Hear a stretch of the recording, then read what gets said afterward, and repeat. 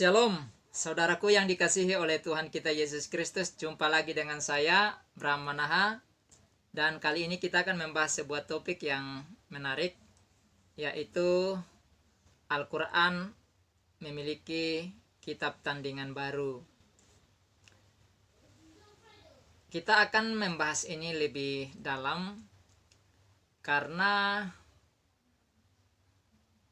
ada wawancara khusus dengan Bart Ehrman soal hal ini, dan Bart Ehrman ini menjadi favorit bagi para apologet dan ulama-ulama muslim untuk menjadikannya sebagai referensi guna menyerang kekristenan.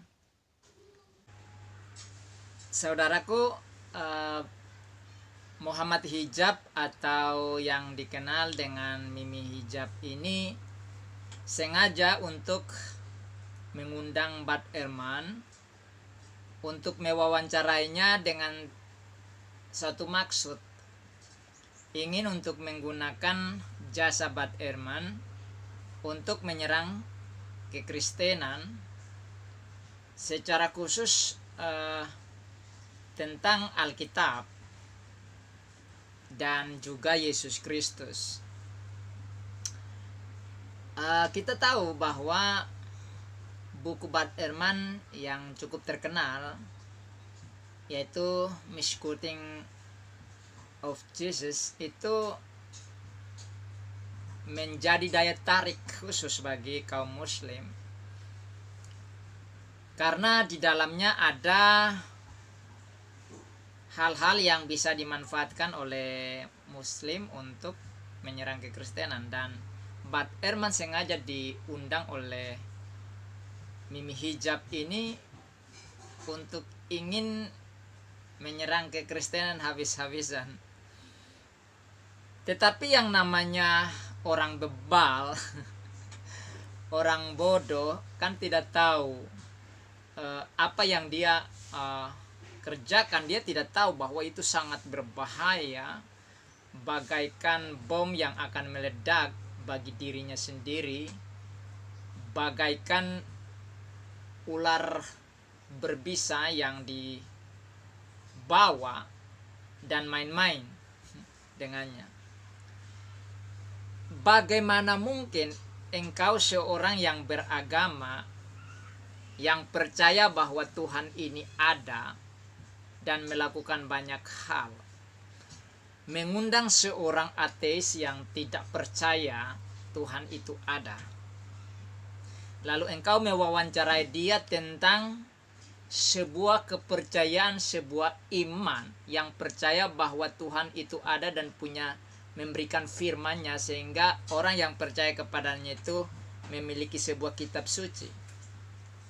Bagaimana mungkin logika error ini bisa ada pada orang-orang semacam Muhammad Hijab ini? Ini merupakan sebuah momentum mempermalukan diri sendiri, membunuh diri sendiri. Di mana Muhammad Hijab dalam wawancara itu memberikan sebuah pertanyaan kepada Bart Ehrman. Dia katakan, ada dua hal yang saya pikir mungkin menarik bagi Anda dalam Islam.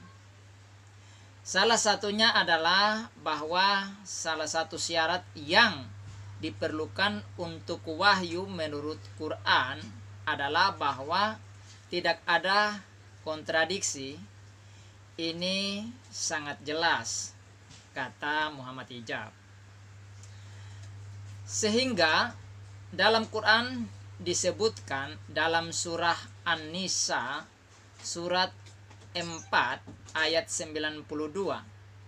Padahal Muhammad Hijab ini juga salah kutip, ya, lupa dia. Bukan di dalam surat An-Nisa ayat 92, tetapi dalam ayat yang ke-82. Dia lanjutkan, kalau kiranya Al-Quran itu bukan dari sisi Allah, tentulah mereka mendapat pertentangan yang banyak di dalamnya. Jadi Muhammad Hijab memberikan pertanyaan ini sebenarnya dengan tujuan agar Bart Ehrman menyetujui ayat ini dan dimanfaatkan untuk menyerang kekristenan bahwa Alkitab itu salah karena menurut premisnya kaum muslim ini Alkitab ini ada banyak kontradiksi di dalam. Dan dia berpikir bahwa Bart Ehrman akan ada di pihaknya sehingga mereka berdua menggebukin kekristenan babak belur begitu. Mungkin dalam pikirannya si Muhammad Hijab ini gitu. Jadi ini sebuah upaya tanpa dia memperhitungkan apa yang akan dijawab oleh Bart Ehrman gitu. Ya kalau memang mau wawancara begini ya telepon pribadi dulu, kemudian lakukanlah sebuah diskusi dulu, lalu ada kesepakatan dulu, lalu ya katakanlah kamu Muhammad Hijab mungkin transfer uang beberapa untuk menyogok Bart Ehrman gitu kan, supaya dia mengikuti narasi kamu gitu loh, mengikuti kemauan kamu kan begitu. Tapi ternyata inilah orang bodoh yang tidak tahu apa-apa, sehingga ini akibatnya dari kebodohan dia sendiri ya. Lalu apa yang dijawab oleh Bart Ehrman? Bart Ehrman ngomong apa ya? Jawaban Bart Ehrman ini di luar dugaan daripada Muhammad Hijab. Ya. Bart Ehrman mengatakan begini.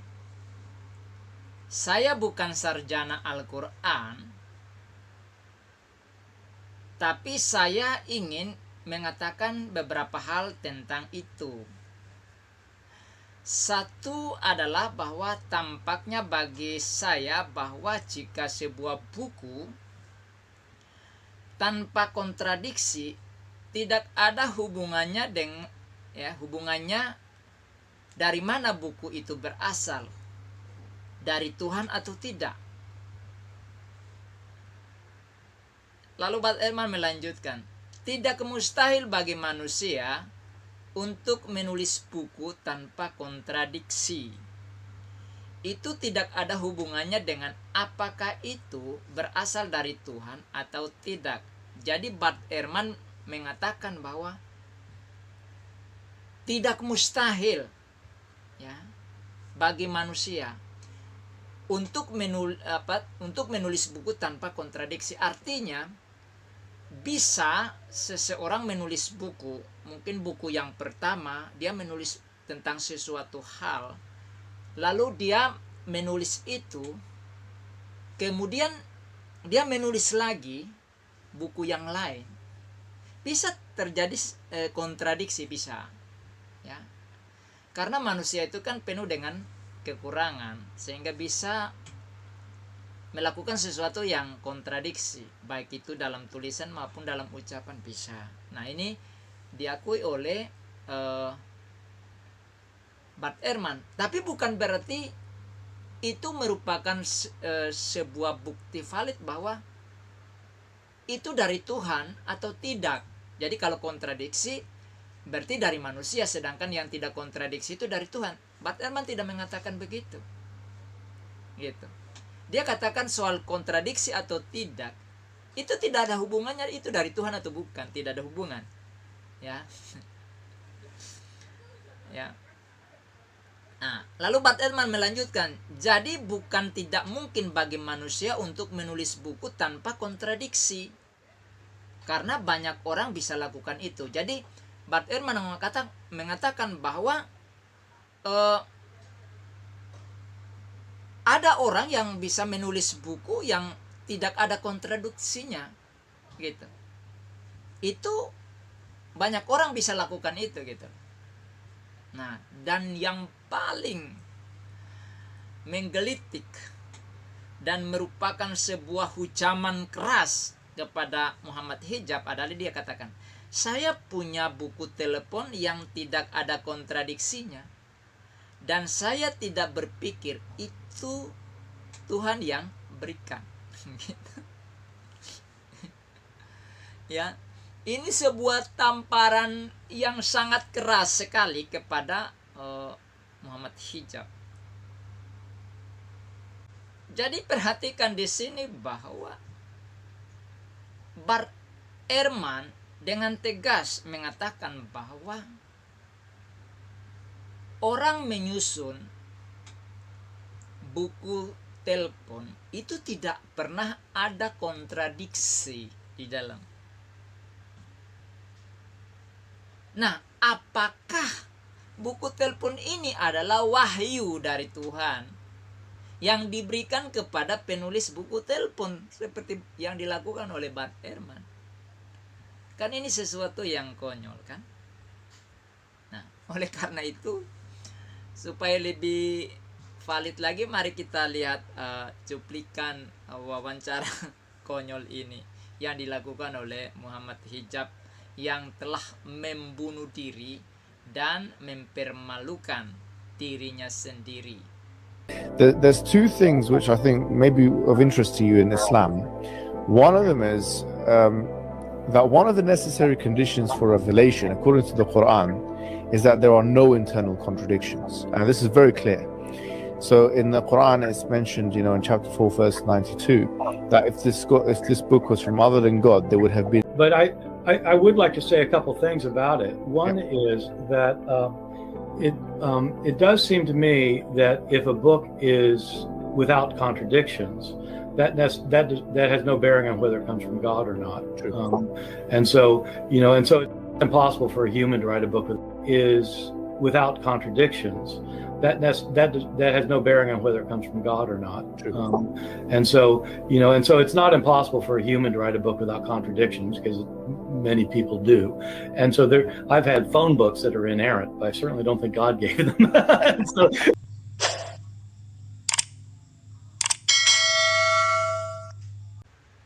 dari jawaban Bart Ehrman ini,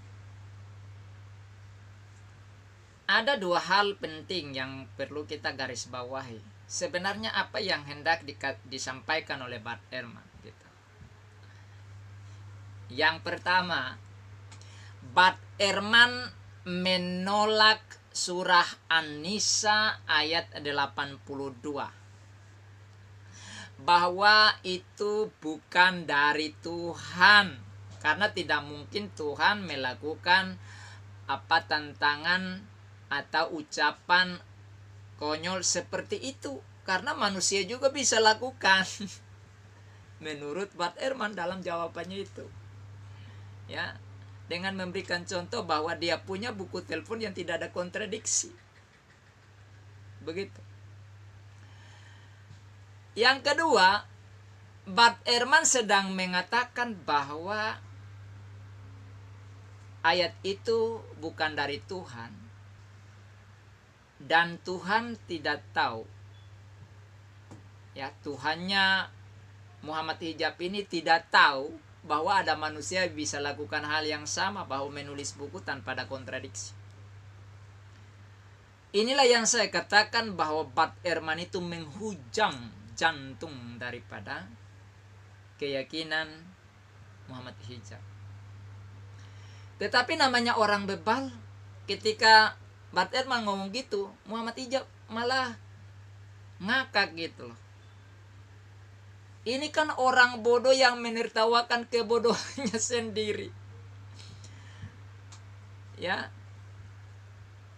Dia bawa-bawa Qur'annya, dia sodorkan sama Bart Ehrman, dan Bart Ehrman menginjak-injak ayat Al-Quran itu. Bart Ehrman buang ke tempat sampah. Itu loh. Kasihan sekali. Ya. Nah, orang-orang seperti ini bukankah mempermalukan Islam dan Allah Subhanahu wa taala sendiri gitu loh.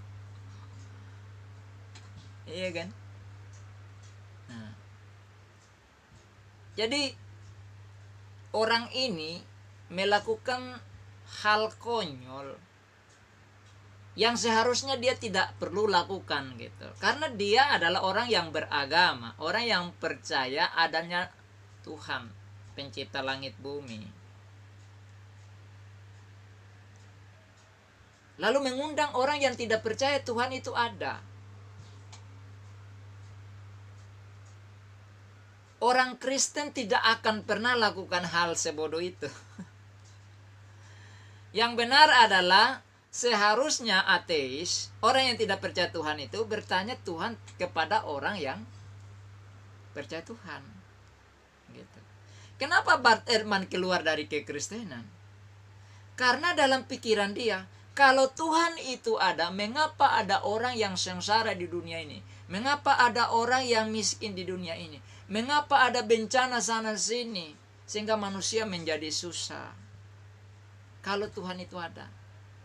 Karena itulah dia keluar dari kekristenan dan memilih untuk menjadi ateis, orang yang tidak percaya Tuhan itu ada.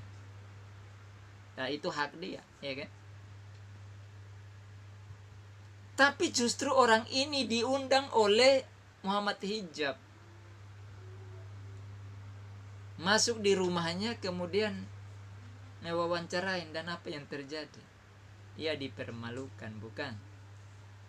Dalam hal ini saya ingin mengutip beberapa ayat Alkitab yang menggambarkan seperti apa orang kaya Muhammad Hijab ini. Di dalam Amsal pasal 14 ayat 3 bagian A dikatakan, di dalam mulut orang bodoh ada rotan untuk punggungnya. Jadi Muhammad Hijab ini karena bodoh, dia melontarkan sebuah pertanyaan konyol kepada orang yang tidak percaya adanya Tuhan. Dan itu merupakan cambuk bagi dirinya sendiri gitu loh. Ia mencambuk dirinya sendiri dari ucapannya sendiri.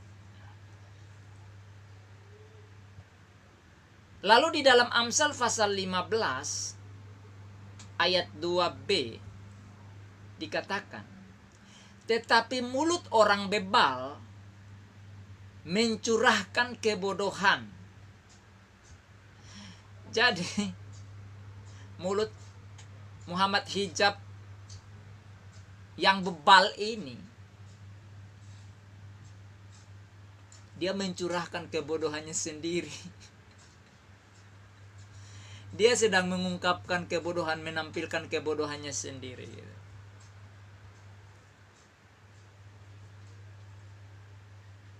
Dan di dalam Amsal pasal 26 ayat 5 dikatakan, jawablah orang bebal menurut kebodohannya, supaya jangan ia menganggap dirinya bijak. Jadi Bart Ehrman ini menjawab si Muhammad Hijab yang bebal ini menurut kebodohannya. Ya, ini. Nah, cara menjawab begitu. Jadi jawab orang bebal, orang ya bodoh itu menurut kebodohannya saja gitu loh. Ya. Dan parah lagi, di dalam Amsal 27 ayat 22 dikatakan, sekalipun engkau menumbuk orang bodoh dalam lesung dengan alu bersama-sama gandum, kebodohannya tidak akan lenyap daripadanya. Perhatikan dalam wawancara itu, si Bart Ehrman sudah menampar, menghujam jantungnya, tapi dia tetap malah ikut ketawa gitu loh. Mestinya dia marah, malah dia menertawakan kebodohannya. Nah ini, jadi walaupun ditumbuk ya, digiling bersama dengan padi gandum ya, di dalam mesin atau dalam alu, ya tetap kebodohannya melekat sama dia. Dan setahu saya itu dia sudah pernah lakukan juga dan dikecam oleh Islam sedunia. Ngulangi lagi, udah tahu nanti ada reaksi apa lagi. Ya, nah inilah orang bodoh, orang bebal yang ingin untuk mencari pembenaran, lalu serunduk sana serunduk sini, dapat orang ateis, nanti besok lagi dia cari orang animis gitu kan. Lalu mewawancarai begitu. Akibatnya begini kan. Nah, gitu. Ya, demikianlah pembahasan kita sekelumit tentang wawancara Muhammad Hijab dengan Bart Ehrman, dan kita melihat bahwa satu pertanyaan menghujam jantung Muhammad Hijab melalui jawaban Bart Ehrman yang cukup telak. Dan saya pikir kalau dia punya otak, kalau dia punya hati, dia pasti malu dan minta maaf kepada kaum muslim sedunia bahwa dia tidak akan melakukan hal sekonyol dan setolol itu lagi, gitu kan. Tapi kalau dia memang bebal, ya dia akan terus melakukan hal yang sama dan mempermalukan Islam terus menerus gitu. Nah, bagi saudara yang sudah menonton video ini, jangan lupa untuk memberikan like ya, kemudian boleh subscribe, lalu silahkan komen di kolom komentar, karena saya dengan setia untuk menjawab komentar saudara, apapun bentuk dari komentar saudara. Share ya ke setiap orang, baik itu kepada keluarga, teman, atau siapa saja, baik yang Kristen maupun yang non-Kristen, agar mereka juga tahu informasi-informasi seperti ini, sehingga mereka tidak dapat dibodohi. Selanjutnya, bunyikan lonceng notifikasinya agar saudara tidak ketinggalan dengan video-video saya yang terbaru. Sampai jumpa pada video saya selanjutnya, dan Tuhan Yesus memberkati saudara. Semoga saudara tercerahkan. Shalom Alaikum. Haleluya. Amin.